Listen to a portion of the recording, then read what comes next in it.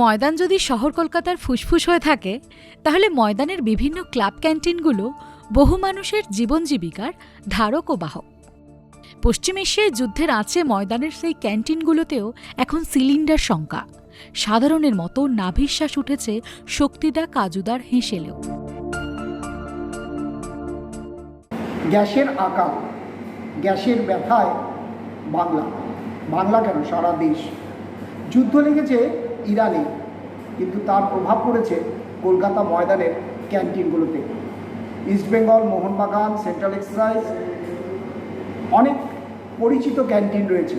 সেখানে প্রচুর লোক সারা দিন ধরে খাওয়া দাওয়া করেন, কিন্তু যারা ক্যান্টিনটা চালান তাদের জ্বালানির প্রধান যে অস্ত্র, সেই গ্যাস অপ্রতুল। মোহনবাগান, ইস্টবেঙ্গল তো রয়েছে, পাশাপাশি central excise, Taltala, CAB canteen নিত্যদিন পেট ভরায় ময়দানে কাজে আসা বহু মানুষ এবং খেলোয়াড়দের। ঘুগনি, পাউরুটি, চিকেন স্টু কিংবা ডাল ভাতে তৃপ্তির ঢেকুর তোলেন তাঁরা।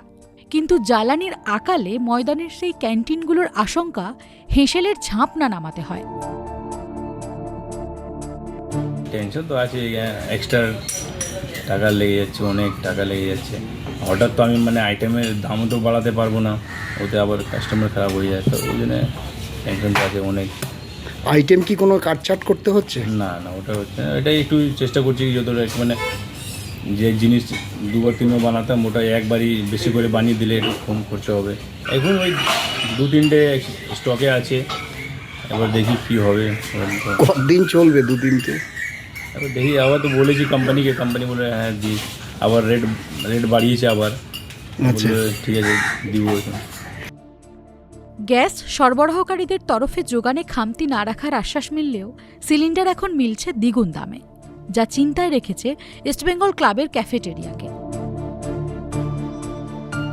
সিলিন্ডারের দাম যেভাবে বেড়েছে, কী করে কী হবে আমরা জানি।